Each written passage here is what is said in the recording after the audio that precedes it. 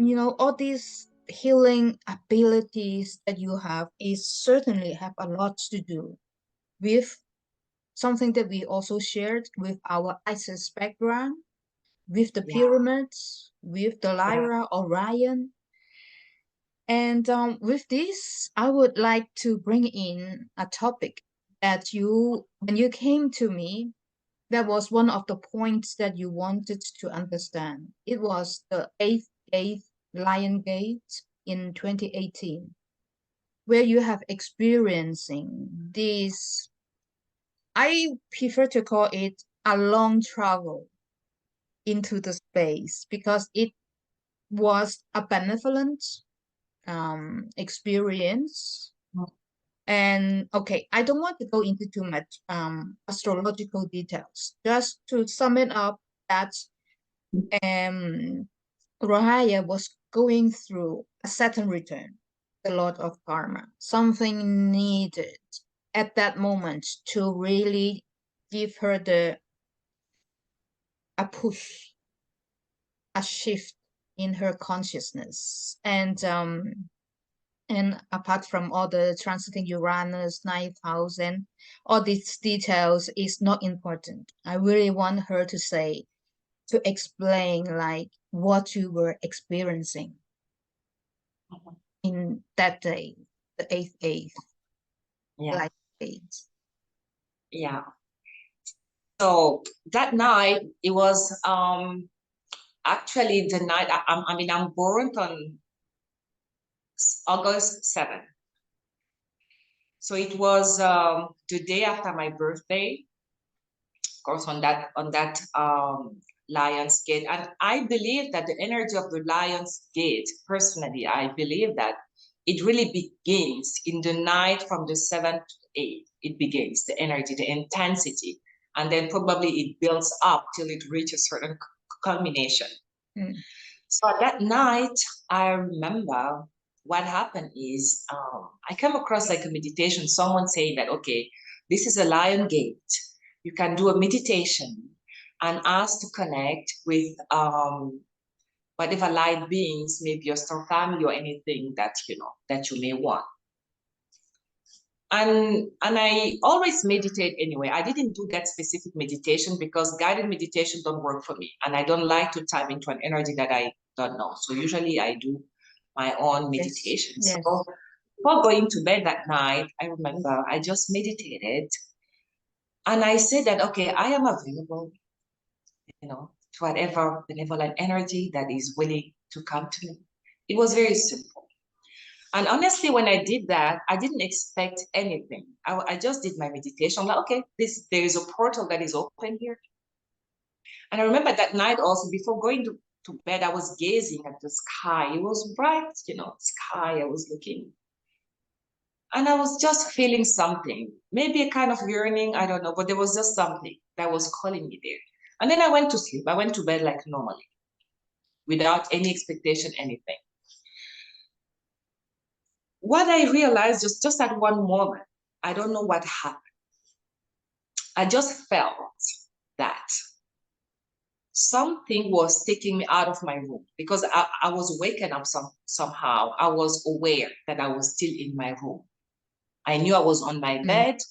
I was in my room and on my bed, but it felt as if something was taking me out somewhere else. Because when you dream, you know that, okay, maybe you're in a completely different time space, but I knew exactly. Although I was asleep, but I knew where I was. And I was very much aware of what was happening. One moment I was in my room, it was dark, really, in my room. Of course, I don't sleep with light. And the next moment, I was in a completely different space. I try even to explain it to you, but it's really hard to explain. I was in a space, there was no walls. It was just dark. It was a dark, but it wasn't a frightening dark. It was a different kind of dark. I never experienced it. It felt as if that darkness had some consistency. As if the walls around were dark, but it wasn't solid. It wasn't something solid, that like walls, but it was consistent. It was, it has consistency. I wasn't in the void because I know the experience of the voice, meaning that the space was, I don't know, it's how you say it in English, delimited, it was limited. It was circled. There was boundaries. Yeah, exactly. It was like there was a space that was held, but that darkness around. But I could see in that darkness. I could see through it. And then I found myself lying down on something.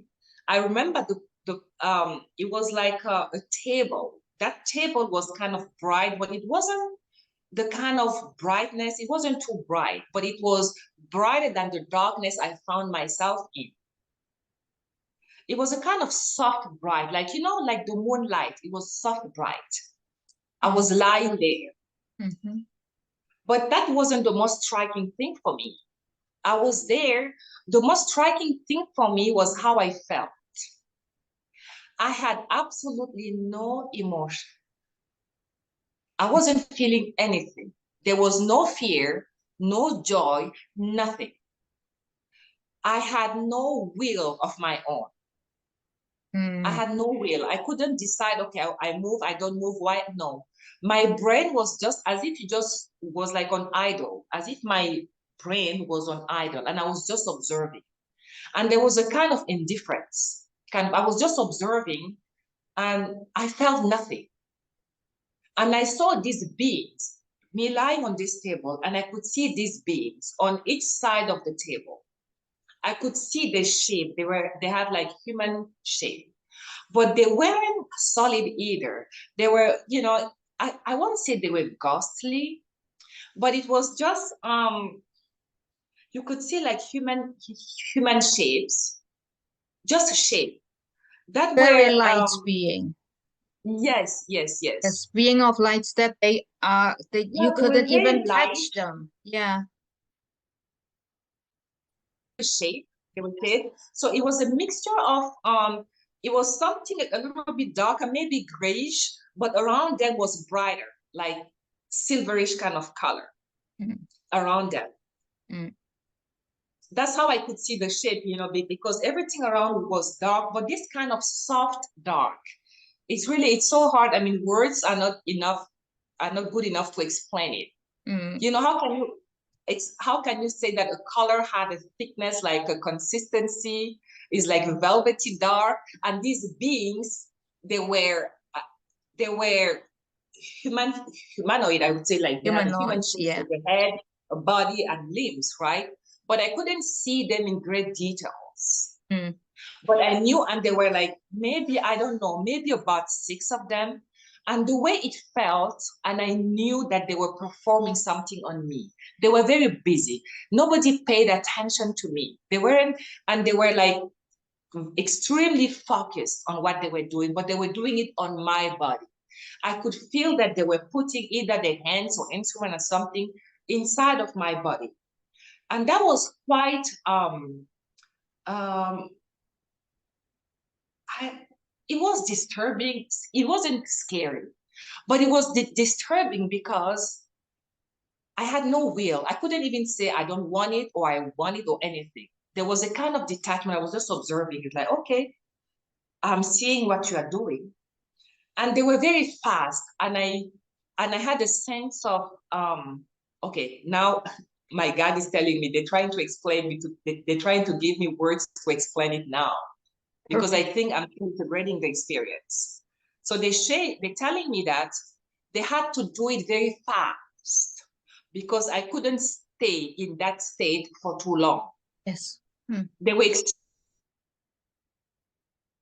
extremely fast. They would pay attention to me because they had a task. They were sent to do it. There was something to perform. And what they were doing, I'm hearing they were like upgrading, they're showing as if they were connecting things, as if there were wires that they were connecting, making new connections, rewiring things. And they were very focused. No one paid attention to me, as if, they were just like executing some order, like someone maybe asked them, go and do this, perform this on that being, and they were doing it. But there was absolutely no malevolence in them. They were more, I would say that they were called. Now when I recall the experience, my human self was like, oh my God, they were so cold. They weren't even nice to me, but they didn't care about my human being. Like they had something to do and they did it. It felt like really like a surgery or something, but now they're showing me they had like some instruments, very fine ones, very fine. And now I'm receiving the image. When they were doing it, it's so funny. I didn't have it the first time. This is what I'm receiving now. It's like some tiny thing, and it shows every time they do, it's like there is a sparkle, something sparkle. I could compare to when you connect like two electrical wires and then there is electricity, So they were doing something like that in my system, connecting and doing this. And I had no pain, no fear, nothing. I was like numb. Yeah, that is really what it felt like, being numb, completely numb. Yeah. And the next thing I know, pop, I'm back in my room. It was around 3 a.m. in the morning, and I woke up. I opened my eyes. I was back in my room. I opened my eyes, and I was like, everything was like, I was still in that energy. I was like, well, what just happened now? I was back in my room, and I had the memory of it. And even today, like 5 years later, I still feel it. I still, I can still feel the energy of the moment and what happened. And I have to say, maybe there is one event maybe that is also connected to that. For some reason, they're bringing this to my awareness, because a few months earlier, I was in Egypt. I went to Egypt. The year before, I was in Egypt, and I was in the pyramids, in the Cheops pyramid. I was in the king chamber, right on top. And I was lucky enough, honestly, this is something in that chamber for 20 minutes. It's a touristic place, so they don't usually allow people to stay even there. You just go, you walk in. First of all, even reaching there, you really have to be very brave, because you have to go through very tiny tunnels. If you're claustrophobic, you won't go. And I am claustrophobic normally, but I don't know how I found the courage. I was just guided. I was given the courage, all that I needed to go there to reach that space. And I spent 20 minutes alone in that chamber, and I was sitting on the floor. I touched the wall. I was just sitting there in meditation, and something was happening. I can't explain exactly what was happening because I had no visuals there. I had no visuals, but I had a deep knowingness that while I was there, something was pouring down on me. Something was pouring, and they just asked me to receive. Don't try to figure out what is going on here, because it is beyond your comprehension.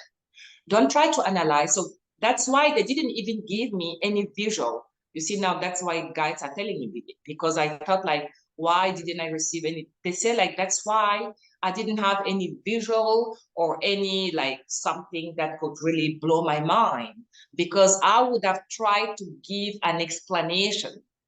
And by giving an explanation, I would miss the essence of what was transmitted or what was happening to me. But I just had that knowingness that something was happening. And I remember feeling like being home. I was emotional. I'm talking about Isis because you mentioned it. In 2020, I had a very strong experience. That was my first connection with the archetype of the divine feminine. It was Isis. I was in deep meditation in my room, and then my body started rocking. I was going like this in circle, and all of a sudden I had this strong pulse that surged from my womb and took over my whole body. And I heard clearly, it is time. I am the mother. I am the cosmic mother. It is about time. It is about time. That's what she was telling me. And I was like, about time for what? And that she uses my vessel to express herself. And the way she was doing it, because in my mind, Divine Mother is someone very soft, gentle, like coming, but it was extremely powerful, the energy that surged through me. And then I heard like Isis, Isis, Isis. Well, Like So, from our reading that you certainly born with a lot, you have taken on your shoulder a lot of collective karma, not only yeah. your own. That we Mm-hmm. that much we saw. And and also like this ISIS is not something just a small percentage in this Mm-hmm. incarnation that you have really strong connection. And not to mention that you have the fire ISIS dragon Yeah. as your also as your connection as well. So and what I really want to say is you as a soul doesn't matter this human body. This human body is what it is that you have that you are going through this experience. Your soul, you came with an archetype of being a hero. I mean, like you have courage that is so big that is someone actually a pathfinder going to places, to darkness where people have fear to go. And I think that is that you have chosen a really hard path for yourself, and I can only like applaud of and all these receiving these abilities, this wisdom that you are receiving is just is to say it's about time, sister. Don't play small. You are not small. We are not small. And to let this voice out, and you Yeah. do so beautifully. Yeah. The Galactic Astrology reading that you did for me, it brought more depth and more light on my soul, essence, and color. And I was saying that every time we do such this kind of reading, we'll always get a different, it will always have a different flavor, a different color, a different shade, different depth, because each reader, each channeler will bring the information through their own unique essence. So there is always something more. It's not repetitive. No, no. Even if it's the same information, but there is always something more to it. To me, it was very helpful. It was it really helped me widen the scope of what I already knew. And there were some specific details that were really, for me, that was like, wow. I can't even explain the impact it has on me. So thank you. Thank you so much. Thank you so much, because you are truly gifted. You are truly gifted, and you are doing your art with so much generosity, with so much simplicity, making it really accessible to everyone. Making it really accessible to everyone. We just need to be open and Yeah. receive. Yeah. And it's still unfolding. Everything, the session we did is still, I'm still integrating, because the information, it's a lot of information. So it takes time to integrate it all. So yeah, it's really, it's a gift. Yeah. Thank you for that. And And one thing always, also you helped me make peace with something, about, I told you how that I've realized that my energy, I know that always will be triggering for people, because it brings out the shadow, yes. Yes, you you have. know? And now you can restart your sentence. Yes. Yeah, I say that you really helped me make peace with the fact that my energy usually will trigger people, because unconsciously I would naturally bring the shadow in people to the surface for it to be cleared and transmuted.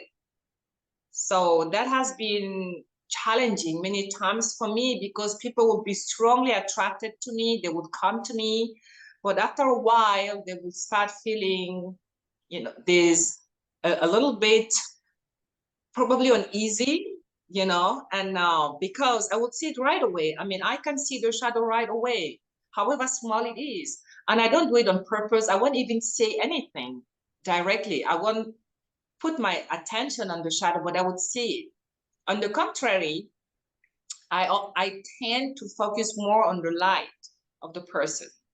And my guides told me not to avoid seeing at the shadow, just because I want to focus on the light, because we all have this shadow and light within us, and we need to bring a balance there. Right?